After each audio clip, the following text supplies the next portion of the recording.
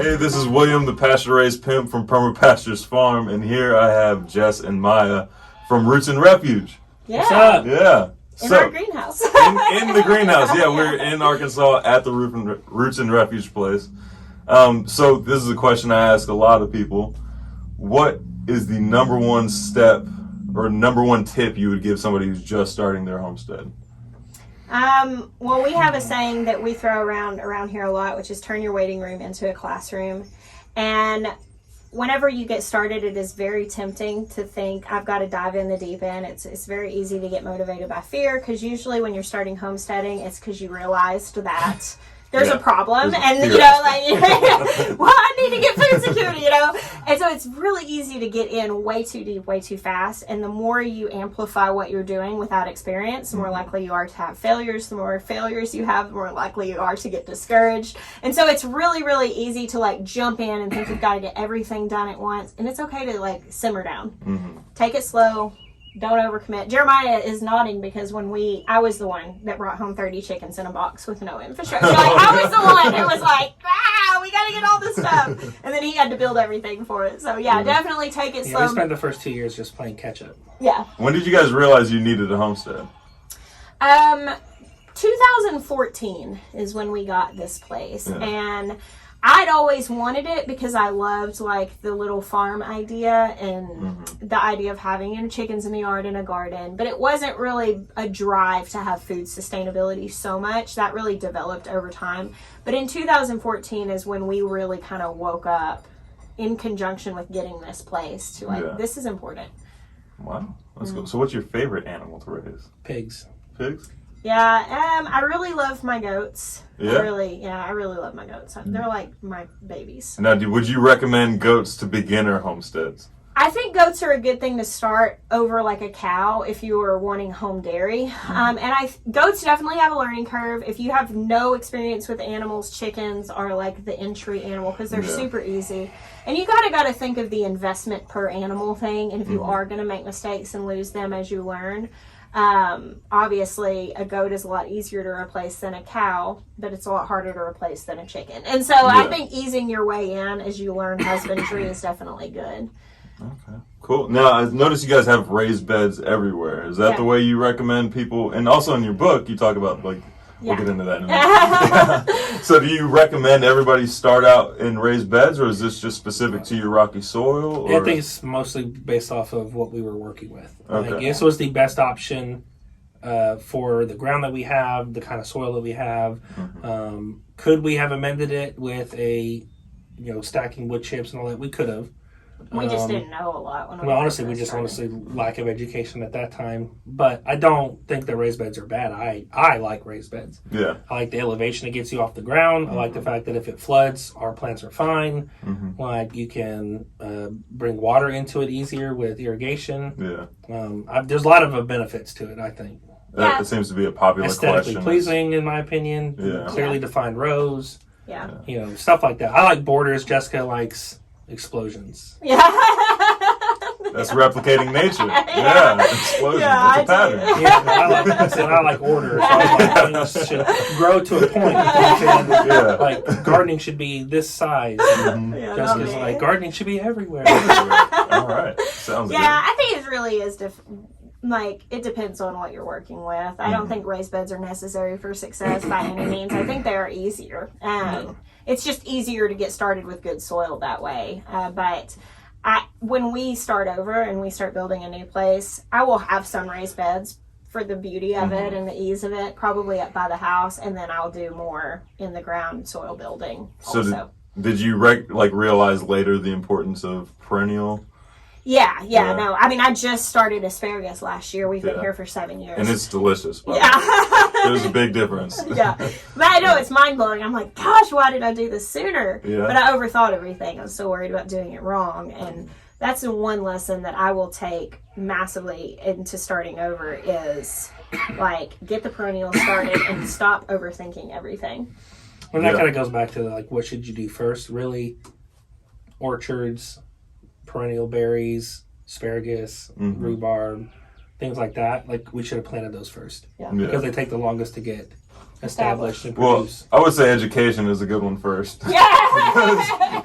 You have to know where to put your perennial species and stuff like that. Yeah. So really, the education can come before you decide to have your homestead, so that when you're ready to dig in, you can make those decisions. Yeah. So do you see a lot of people getting stuck in the analysis paralysis? Oh, 100%. And then never actually, like, they get stuck in the education. They get overwhelmed. Yeah. People get overwhelmed. There's definitely a way to overthink it. Like, I mean, so many people sometimes even get into, like, attacked on YouTube. Yeah. Being like, that's not the way to do it. It's supposed to be like this. And I'm like, listen, there could be multiple ways to do it.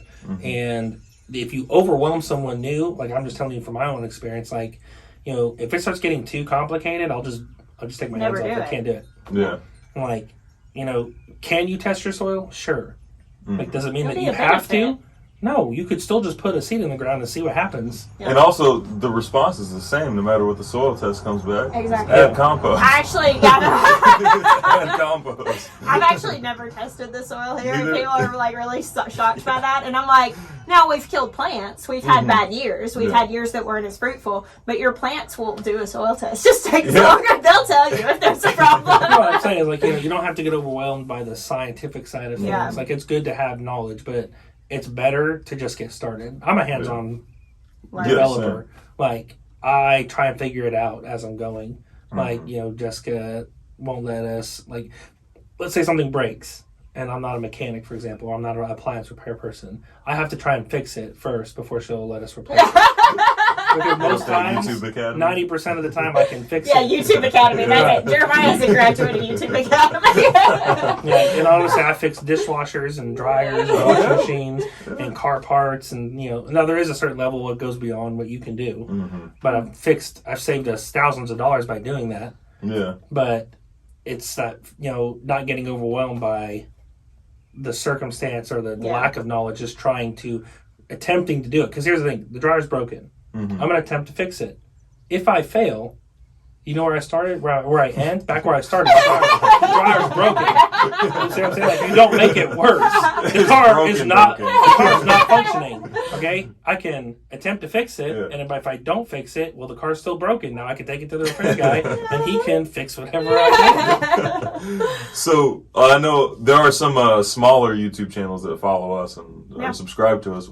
What advice would you give these smaller YouTube channels on building their YouTube? Oh, that's such a good question. I love this topic. I actually love helping smaller YouTube channels.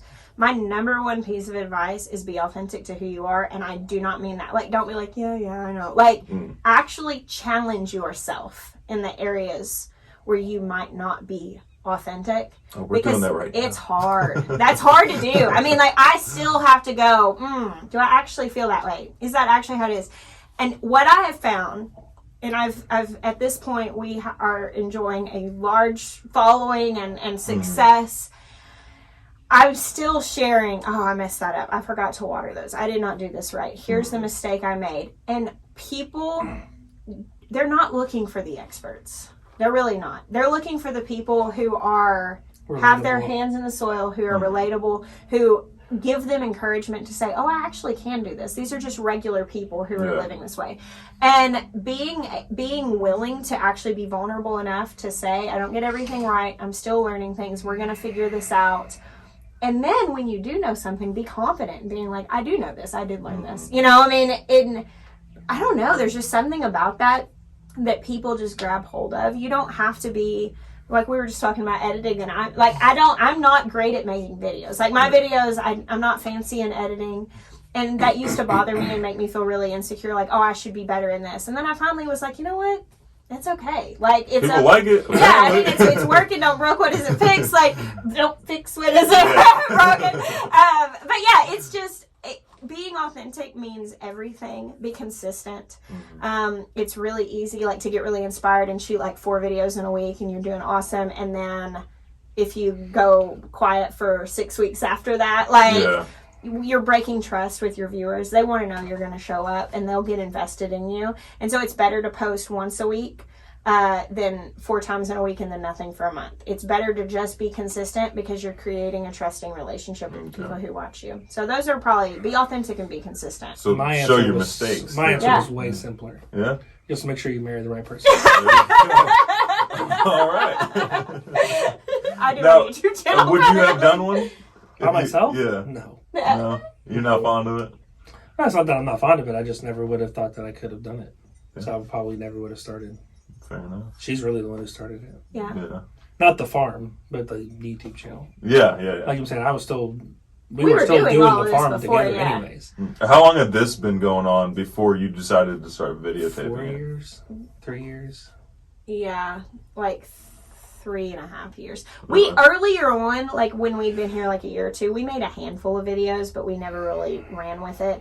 Whenever we really started was like spring of 2018. And at that point, I mean, we already had probably like 1,500 subscribers and like 12 videos out that had been out for a couple years. Yeah. And then we're like, no, we're really going to get consistent. We're really going to be authentic. We're not going to worry about things being perfect, and we're just going to run with it. And that's when it really started to grow. I think you guys are going to really blow up whenever... Wait, can we talk about that? Yeah, Oh, people know okay. we're moving. Yeah, we just haven't talked about where yet. I think people are going to... I think you guys are going to like really, really blow up whenever you guys move, so they can see like the step one. Yeah. They see you guys start from the beginning. I've been really nervous about it. Like, it's one of those insecurity Well, we things. just approach things differently. Like, Jessica honestly has this thought. Just like when the book was coming out. Okay, let me tell you what her thought process was when the book was coming out. It was that everyone's going to hate it. There's going to be a bunch of negative reviews, right? And people are going to ask for refunds. That's serious. Okay, then when the book was delayed, same thought. They're going to hate it. They're going to ask for refunds because it's delayed. And none of that has happened. Right? So, like, in this approach, I mean, she's said this multiple times. She's like, when we move, we're probably going to lose a good portion of our audience. I'm thinking, no, I don't think that that's what's going to happen. Like, I think we become more interesting because we're being brave. People want to see people being brave and stuff. Like, taking risks. This is a huge risk. Yeah, we have an established farm. Oh, yeah. Like, and we're good. You're Not leaving. just that, we have an established brand. And we're like, oh, no, we're just going to start from scratch. Yeah. Like, it's a risk, but I think that the reward is worth it. I do. And I do not believe we'll lose a very big portion. I don't see why you'd lose any. I don't think we will. I just am a worst case. I'm so bad about like seeing the worst case scenario in things, and it's never how it goes. And you know, shooting star. Oh my gosh, a meteor's coming! Jeremiah Chicken Little. Yeah, he gives me such a hard time about it, but she actually is Chicken Little. Yeah. The sky is falling. Yeah, it really is. I am very excited about the idea of showing people starting from scratch. Mm-hmm. It's scary. It is really scary. But taking all of the knowledge we've learned, because this has been our classroom. We've been learning in this process. We knew this was not forever for us. But taking what we've learned here and applying it and knowing how to steward the land well and build soil and do rotational grazing and all the different things we know now to do, I'm so excited. Now, what would you say is your weakest link? The area where you're weakest in? As far as like at the farm? As far as like overall farming, yeah. Well, because we got this property and started without the knowledge of like rotational grazing and all of that, we really overloaded it. And I'm a little bit nervous in going into the new place. Like, we're going to be implementing practices we haven't really been able to implement yet. We've understood to a degree of like that pre-application understanding. Yeah. Like, I understand like what Joe Salatin's doing and what like Justin Rhodes and his methods, and like, but we haven't actually been able to apply them to this property. Yeah. And that's really my thing, is that there are a lot of things I want to know, but I am a hands-on learner, so I've been educating myself while I'm waiting. But like, that's one of the things I would say weakest link I'm a little nervous about. I know we're gonna mess up. Like, I know that there's gonna be process, and so we're gonna be like applying new ways of doing things for the first time for us, and that makes me feel like, okay, you know, I mean, what we do here, I mean, we produce a ton of food, but I don't really feel like we've done the land the justice that I want to do the land. You know, I want to make it better every bit of time that I'm there.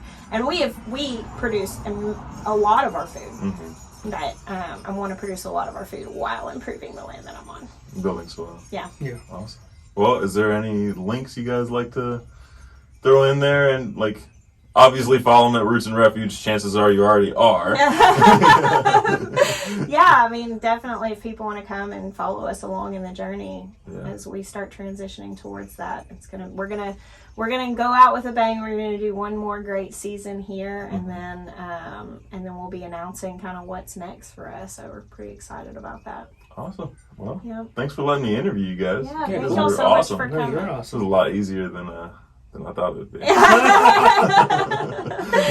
Well, I'm really excited for what you guys are doing too. And Well, thank you. cool. Cool. Appreciate it. Yeah.